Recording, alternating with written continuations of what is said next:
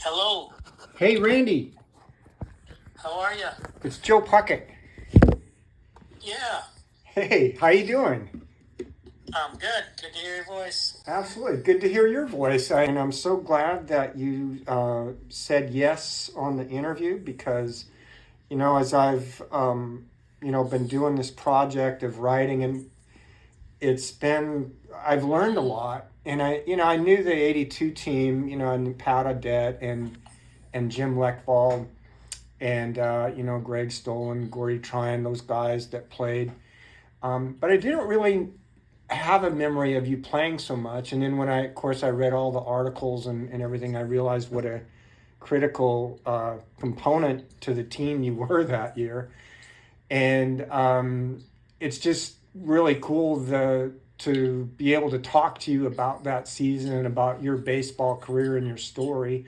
So let's go ahead and start. And the way I usually do these interviews, Randy, is I kind of take it from the top, like when you first started playing baseball, and then kind of progress through Little League Babe Ruth, and then your Legion career, and then anything that came after that. So, do you have what are your first memories of baseball? Are you from a baseball family? Remember playing baseball real young? Yeah. Uh, I guess Little League. I was kind of advertised 7 to 12. Well, age 7. My mom, she had a rule of when you get your bicycle is age 8.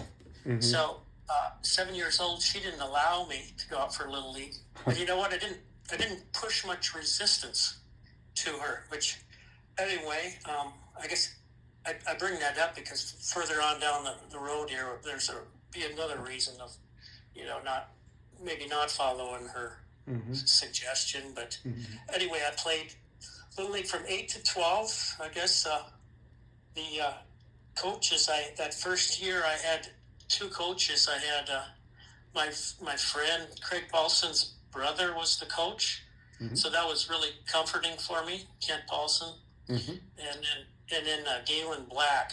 So I think that was probably the last time since I got to Scobey that I had two coaches in a season instead of just one. Mm-hmm. And anyway, I guess that Little League was all very much fun. I guess the highlight each year when we were older in the 10 to 12 was going to Williston once a year for a 24-team one-day tournament with single elimination. But anyway, I guess when I was 13, a comment I wanted to make was Zuni McLean had been my coach for, that was about the fourth season I'd had him. But he was the one that said to me, hey, I might want you to play, would you play Little League this year as opposed to Babe Ruth? He was also the Babe Ruth coach. Mm-hmm. And you will not pitch. You'll only be a catcher. And, it seemed kind of reasonable being he coached both of them. So I guess that was the summer that I probably picked up my catching skills. Ah. It was when I was 13. Uh-huh. Yeah, I was going to ask you if you ever ran across Zuni McLean on the baseball field, and I figured you probably had, and you did, in both Little League and Babe Ruth. Yeah. It would have been 5 years, I guess, because I only had a single year of Babe Ruth. Mm-hmm. Yeah. Yeah, that's a pretty good mentor to have. He was quite the legend. I remember he coached against me when I played Babe Ruth just a few years earlier than you were playing. And he was just had such a presence on the field. He just such a amazing coach, basketball too. So man, you were really lucky to have a mentor like that. Yes. Mm-hmm. Yeah, I do feel lucky for 5 years. Yeah, that's incredible. And I know that your older brother Gary played baseball because in 1966 he pitched against Phil Audette in a one-game playoff to go to state. It was kind of the Eastern Divisional was in Glendive, and there were some issues with eligibility of players. Anyway, it came down to a one-game playoff, and Phil and Gary had a pitcher's duel. I think Phil threw a 3-hitter, and Gary threw a 5-hitter. Scobey won, but then Plentywood went to state because Scobey had an ineligible player. So, but anyway, did Gary have an influence at all on when you were playing baseball? I know he's a lot older than you. Yeah, so that 16-year gap, tip to toe, it's a little bit different. But probably my first memory is probably going to be like 1970. Here, Gary had a job at reserve at the Lund farm, and he played a big muddy baseball. So have you ever heard that term, the big muddy baseball? 16 men's baseball league? No, I haven't. Okay, well, I'm a little too young to have all the stats and facts. It's very accurate, but it went through about 1971. But if I'm not mistaken, the 6 teams might have been Raymond, Westby, Antelope Reserve, Dagmar, and Freud might have been the 6 teams in it. But anyway, I remember watching him at these baseball games, so chasing foul balls, having a big time. And then probably the next big memory was Plentywood held the state fast pitch softball tournament in 1976. And my brother was a Billings resident, and his team came there, and I got to be the bat boy on that team, and they took the state title there in Plentywood. Wow. So that was kind of exciting for me.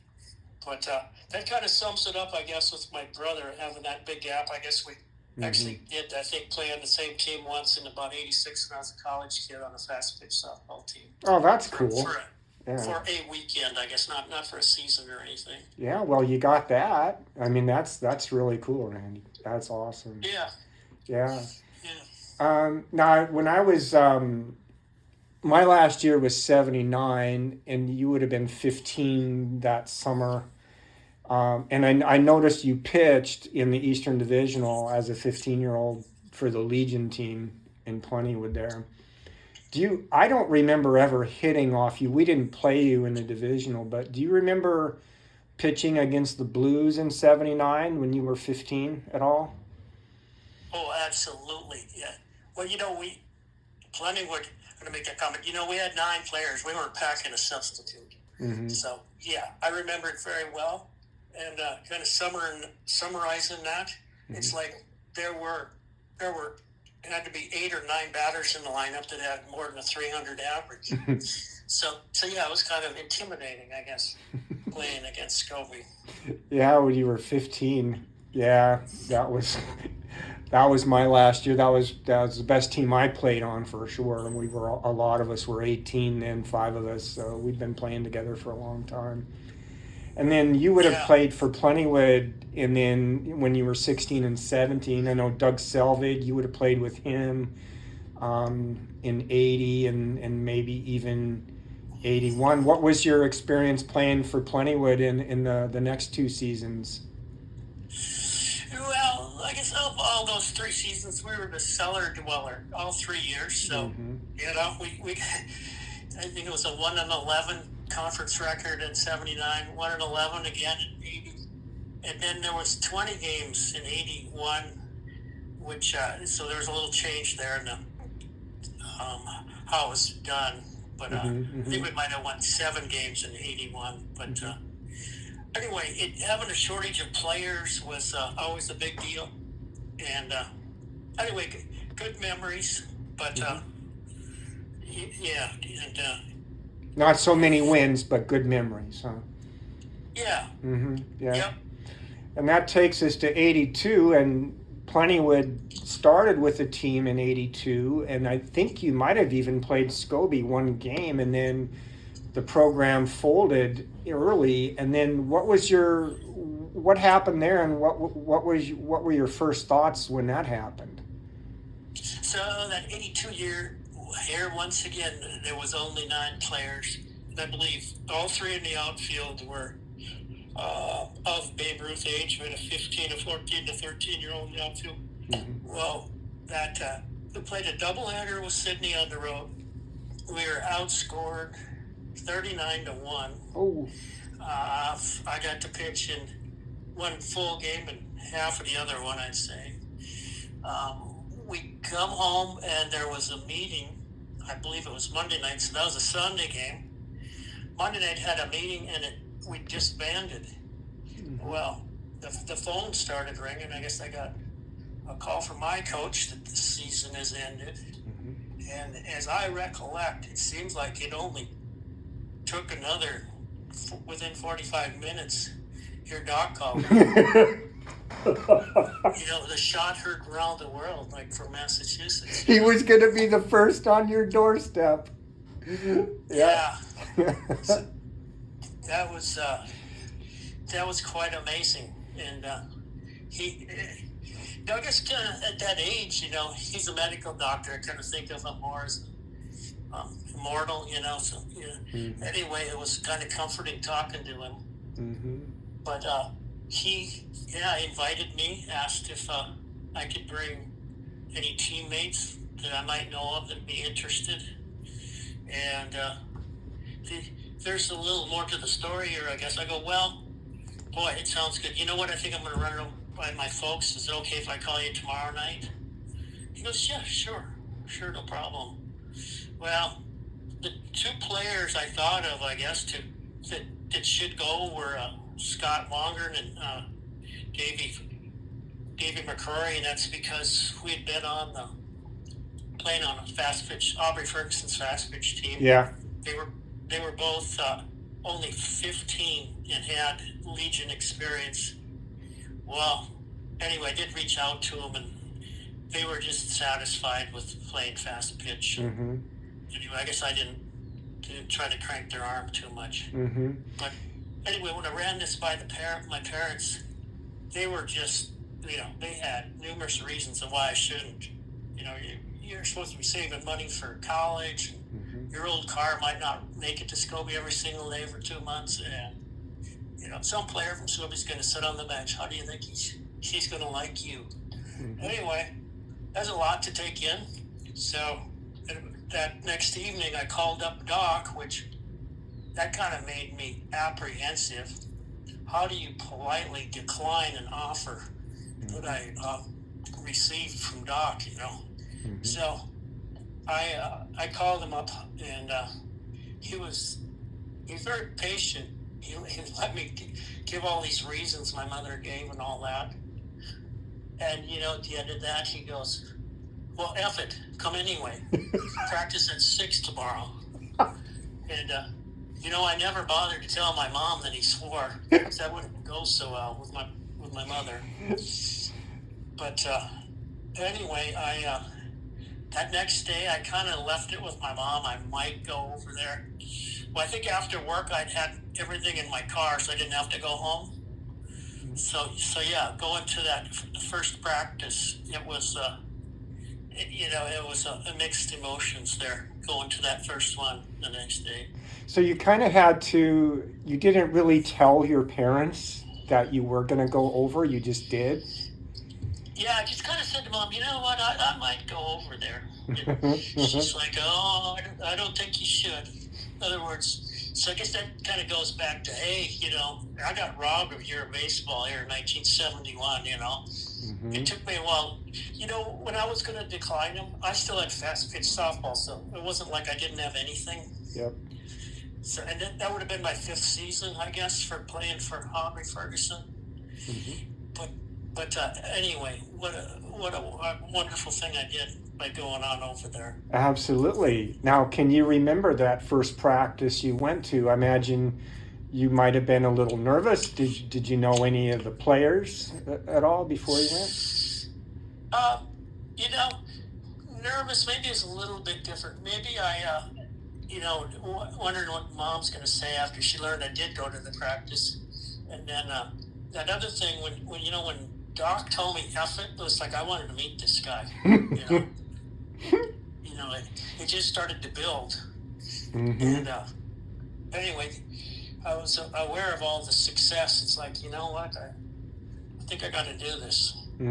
So anyway, but that first practice, it's the funny things that stick out in your mind, I guess. I went there in blue jeans. Can you imagine it? And I've never been in a 3-hour baseball practice in my life. It's 6 to 9. Yeah. Oh yeah. Yeah. Yeah. Every night. Anyway, Gordy, Tryon, and Jimmy. I think I knew Jimmy maybe just a little. I guarded him in basketball. Maybe shared a couple words. And Gordy, his personality, like you have lunch with him, you kind of feel like you knew him for 5 years. Gordy's just got an outgoing personality. So yeah, it all went well. So you just sort of felt part of the team kind of right out of the gate there then. Yeah, it didn't take too long at all. Yeah. And then, so then you started playing regularly with the team and traveling and playing all those games. And do you remember anything during the regular season that kind of pops out as memories you have before the Eastern Divisional Tournament? So I think it was Wednesday night was that first practice. I think the first time I played as a Blue. Here it was the Sydney Patriots again. So I'm in a different color uniform just a week later. Anyway, we got beat twice by them. I think I got to pitch a little bit in those games. But anyway, that kind of set in my craw, I think, for when we did get to the divisional, the Sydney club. Yeah, well, let's skip to the divisional then, because that was one of the questions I wanted to ask you. The Blues won their first 2 games, and then there you are in the championship game against Sydney again, and I think they kind of owned you during the regular season. And I don't know if you know this, but they also ended Scobey's year, the season before in the state tournament, beat him badly. So Eastern Divisional Championship game in Laurel, and goes 11 innings, and you go the distance. The Daniels County leader called you the Iron Man for going all 11 innings, and you got the 2-1 win. What are your memories of pitching in that game? So anyway, I was going to talk just a second about the game before. Oh, of course. Yeah. So, you never really knew which pitcher Doc was going to use, and you've alluded to that in the writings that you've provided for us on Facebook. But I don't know, I think Greg got the nod against the Billings Cardinals. But here we beat them like 25-6. It was the biggest assault of a baseball game I guess I've ever been in on the winning side. But anyway, that was fantastic. But yeah, so I got my nod in the championship game. I guess kind of one thing that sticks out was the first batter. I walked him in 4 pitches, and I kind of just did one of them behind the mounds, talking to myself for a little bit. Don't mess this up. Well, I struck the next 3 guys out, and then things seemed to level out. I just kind of got mad at myself. But yeah, the other thing that sticks out in my mind there was, I think probably starting in the 9th, Doc wanted to kick me out, and it's like I kind of had to fight to stay in. But anyway, it all worked out, and yeah, what an awesome memory. Yes, it did work out, and he walked it off in the 11th inning on an air of all things. And it was a very well played game. It was kind of probably tough for Sydney for it to end that way, but got some really good pictures of you holding the trophy, the Eastern Divisional Championship trophy there with the Blues after the game. And it was in Laurel. Now, I think Gary, your older brother, taught in Laurel. Was he maybe at that game? Was he able to be there for that? Yes, he was at that game, and his wife Nancy. I think my sister-in-law Nancy had perfect attendance at the 3 games, and maybe my brother made one of the 3. Yeah. Well, what a tournament! And then Doc I guess, all the players say he said, F it, probably. We're not going back to Scobey. We're going to go straight to Deer Lodge. And do you remember that? Oh, absolutely. And yeah, I guess I didn't know if Dick made the decision or if Doc did. It would have been Doc. Anyway, that was what a vacation. Yes, winning tournaments and on the road with your friends playing baseball. Yeah, that is quite an experience. And then, so on to Deer Lodge, and you swept through that in 4 games. I know that you pitched, I think, the second game, and then you were in the winning pitcher in the championship game. What are your memories of the state tournament? Well, yeah, I mentioned that vacation. So Monday we head to the west. Hey, we got to stop at the Big Timber water slide. Yeah, I heard about that. Yeah. Yeah, that was awesome. And anyway, getting there starting Thursday. Here my parents arrived. Well, I guess kind of growing up, they didn't go to road games. I guess they just kind of supported me on the home games. So that was kind of funny seeing them there. But the opening game, it must have been Pat's game on the mound. Yep. So I'm taking Pat's position as center. Well, it was pretty quick. Might have only been the second batter or something. Hit a line drive to me at center. Well, I come screaming in on it. Well, here it got higher and higher. Well, I got it with my right hand. No, not the glove hand. Uh-oh. Anyway, I don't think I'd ever done that. They kind of called timeout. Here I went running the dock. It was like, hey, this hurts. So I got a shot at the MSO. Boy, that gives you halitosis, but it sure does work. Boy, knocked that pain down. And back to center I went. I guess wasn't really a natural outfielder, but I think there's only 3 positions I didn't play for Doc. Oh, really? 3, 5, and 9. Oh, really? Wow. So, yeah, I know you played a little short, probably when Greg pitched, center when Pat pitched, probably, and then you pitched, of course. Yeah. Yeah, I got left field, I think, when Tony's turn to pitch. Oh, right, yeah. And I don't really remember why he put me at second. So I don't know, some switching or substitute. It wasn't the whole game. Yeah, my brother John had that. It has to be someone. And when we played, when different players pitched, he would take their position. So he played third, short, second. He caught occasionally, and then when Randy Stolen pitched, I think he played left field.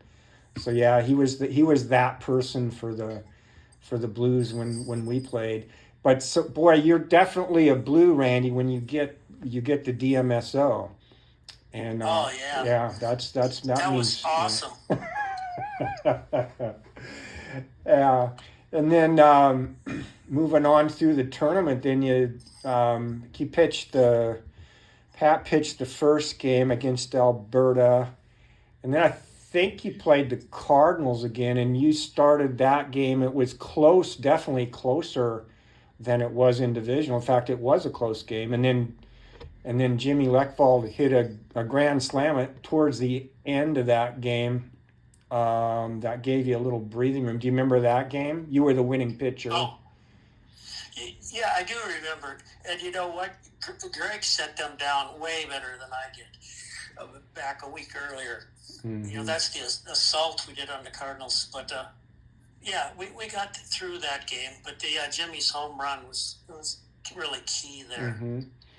Yeah, it was, because it was like a 1-run game until he hit that, and then he got a little breathing room there. And then Greg did finish that game too. I think he came in the 9th, and then he pitched the next game against the first game against Sydney, and you guys won that one pretty close. Do you have any memories of that game, the first game against Sydney? No, nothing. That might have been. That third game, that might have been where the sun was kind of hard on the infielders. Anyway, as I kind of recall that one, we were kind of always ahead. So even though you maybe only got a 1-2-3 lead, you feel comfortable or Yes. whatever, Right. Yep.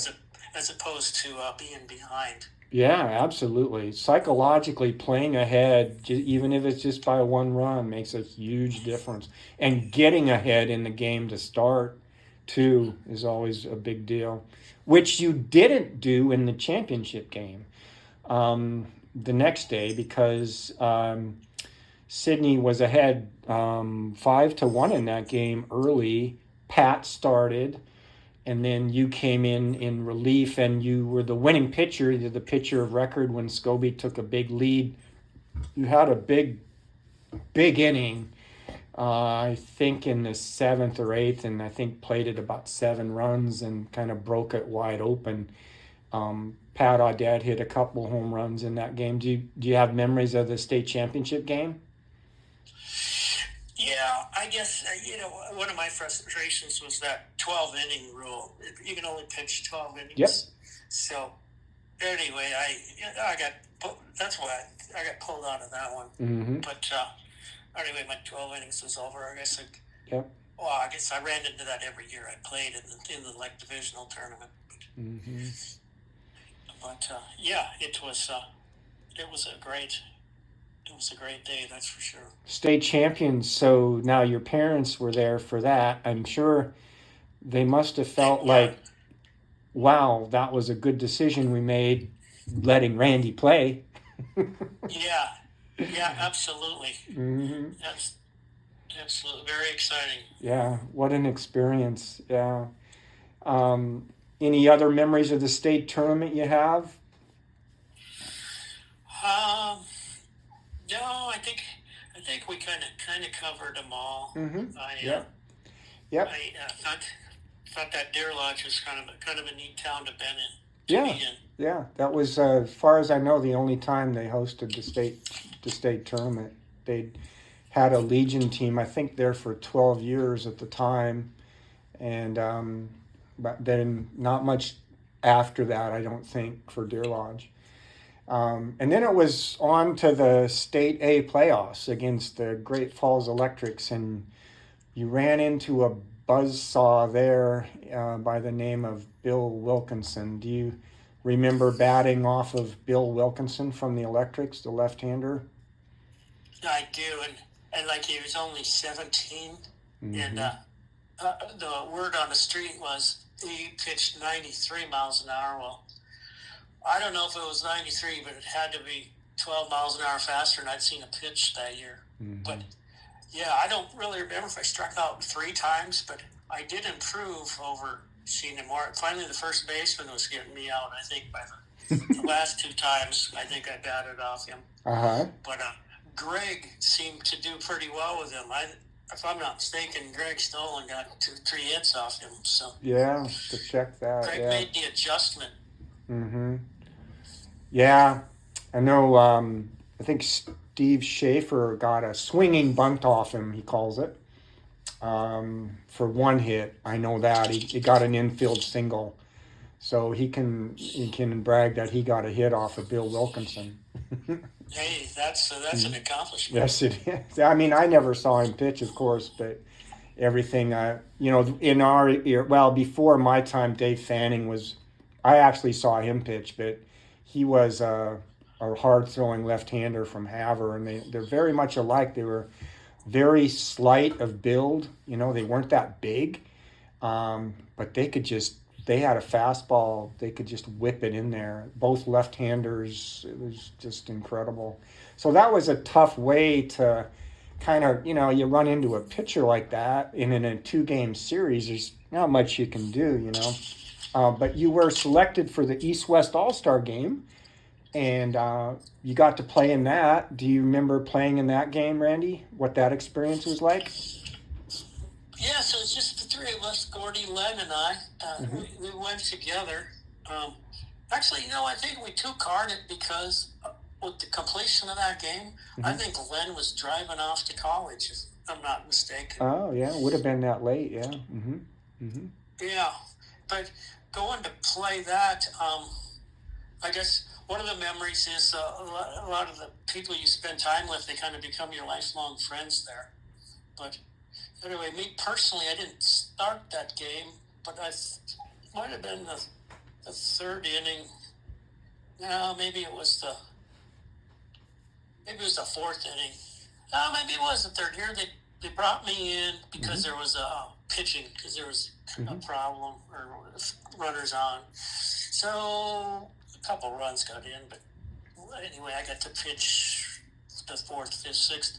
Then they switched me to catcher to finish the game. But the game was kind of close. I don't know if you got the score in front Yeah, of it was you, but 11-8. like Yeah, it ended 11-8. The East won. Yeah, and you were the winning pitcher in the game. I don't know if you know that, but you were, because you were the pitcher of record when the East took the lead. Yeah.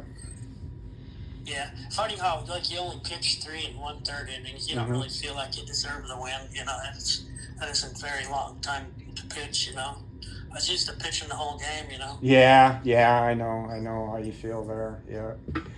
Yeah, but that was an amazing. Yeah, they didn't have that. It was the first year they had that, Randy. So that was pretty cool that you got that experience too, after the playoffs. Yeah.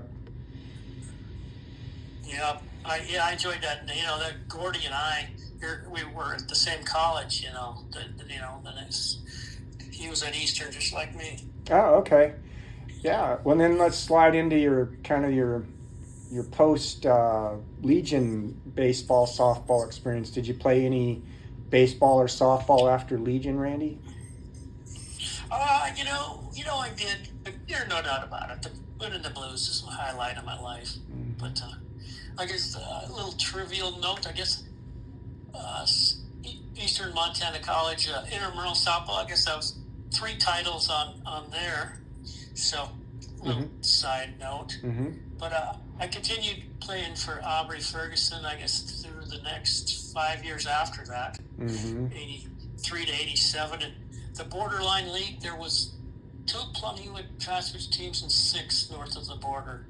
So that was kind of fun to play for on Wednesday and Friday nights for the scheduling of the league. Yeah. I guess moving. Oh, sorry, Randy, go ahead. And then moving on to Seattle, I guess I played 2 more years of fast pitch, 88 and 89. And I guess in 89, there was a national qualifier tournament in Seattle there, so it didn't seem like all that many teams to me, 14, 16. Well, we actually won that tournament, so I got to play in the National Class B Fast Pitch Tournament in Sacramento that year, 1989. And the team I was on, I guess there was 52 teams there. We won 2 and lost 2. So who knows? We got about 18th place or something in the nation. That was kind of an experience. Yeah, and then playing in the national tournament, my goodness, yes, that would be an experience. Did you pitch fast pitch? I become bat catcher there. Yeah, I was pretty much full-time catcher. Yeah. You know, it's funny how different towns kind of have their traditions. You know, like, and fast pitch in Plentywood definitely was a tradition. Because Scobey didn't really have that. We had the Plainsmen. I mean, Plentywood also had a town team, you know, to some years, but the Scobey Plainsman was big too in Scobey in the summer, kind of back, you know, earlier. But then there were teams, like the last team was 82. But Plentywood, I know Randy Wongren, I think, became a good fast pitch softball. Did you ever catch Randy Wongren? Yeah, we were the battery. Yeah, Randy was the pitcher, and I was the catcher. That would have been 83 to 87, those 5 years. Yeah. So yeah, a good teammate. And Wade Tryon was on that team. Oh. You know. Okay, I did not know that. Yeah. Okay, I didn't know Wade played fast pitch over there. Oh, that's really cool. Yeah, he got center field. You know, of course. Yeah. Extremely fast. Oh, wasn't he? Yeah, he played, you know, he was my teammate with the Blues. And he was always the center fielder. Stole a lot of bases. You know, he was good. He was key to our success for sure. I did not know he played over there. That is really cool. Yeah. So, good memories. Yeah. So, gosh, that takes us all the way from your first experiences playing Little League and for Zuni and all the way through the Blues. Do you have anything you want to add, Randy? Anything we didn't talk about? Anything you want to say to your teammates? Well, hey, I'll do my best. I'll try to make that reunion. But anyway, I guess being a guest in Doc and Marge's house is just I kind of get choked up about it. He kind of felt like another dad, I guess you'd say. But anyway, I never had that amount of mentoring. Like 5 coaches at the game. At the practice, I'm used to just one. Kelly Norman was almost at every one. Yeah. Kirby had pretty good attendance at coming to coaches. Occasionally, Randy Stolen would come and coach us. I mean, that's got a powerful effect when you got that people helping you. And Don Leckvald was, always there as the assistant. Don. He was always there. Yeah. I mean, I never got so much help pitching. In other words, I improved pitchers in 2 months an extreme amount. I wasn't that good a pitcher the summer before. Yeah, Don Leckvall became the head coach the next year in '83.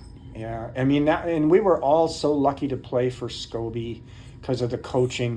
Doc and Don Leckvall and everyone. Like I said, each town kind of has their tradition and. Plentywood with the fast pitch later, but Scobey, it was baseball.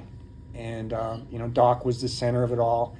It was so cool that you got to have that experience, and lucky for the Blues, too, that you were able to do that. You probably saw me write that, Dallas Hakefelt from Glasgow in '71, for the same reason, Glasgow. Well, they didn't start a Legion team that year, but he was able to come to Scobey and play. And then later on, his younger brother, Jay, and then he played with Jay, and then later Mike played for Scobey, all on state championship teams too. And looking back on it, it seems like maybe it was just meant to be that the season played out that way, huh, Randy? That Plentywood folded the way they did, and you were able to come over to Scobey and play and contribute? Oh, yeah. Yeah, it really lined up well. I mean, it was... the greatest summer I ever had. Oh, that's awesome. Yeah, well, I'll make sure I pass on to. Of course, I'll make this a video on YouTube and stuff and on the Facebook. But yeah, I'm sure your teammates are gonna hope to see you in Scobey next summer. I'll keep posting stuff on that, and I would sure like to see you there too, Randy, if you can make it.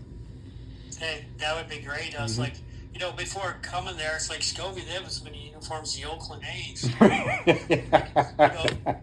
They don't have a bat boy, they got 2 bat boys. And bat girls. Yeah, they don't have 1 bat girl, they had 2 bat girls. I mean, it was just a top-notch organization. Yes, it was, from top to bottom. Yeah, absolutely. Yeah. Well, Randy, anything else you want to add before we hop off here? No, not really, but I really appreciate your efforts. I guess writing's not one of my strengths, so I appreciate you doing that for all of us, Joe. Oh, thanks, Randy. It's been a pleasure. I mean, through the whole process, now I'm talking to you, and now I know your story, and, how you were part of the Blues in '82, and it's just, I'm getting way more out of it than I'm putting into it. I will say that. It's just a lot of fun. And I want to thank you for your time today, Randy. And take care. And if I'm ever up to Bethany Beach next time, I'll stop up and say hi. Hey, you got my number. I do, Randy. Yep. And I'll call you Petey because I think that's your nickname. Your teammates have called you Petey, right? Yep. Wasn't that the truth on the prairie? Everybody got a nickname. Mm-hmm. Yeah, Doc always. If you didn't have a nickname, he was going to give you one. Yeah, that was for sure. Yeah, you had to have a nickname with the Blues. Even the Bat Girls and the Bat Boys had one. Yep. Yeah. Yep. All right. Well, you take care, Randy. Great to talk to you. And have a nice day and enjoy the rest of your weekend. Okay. Thanks, Joe. You bet. Bye-bye now. Bye.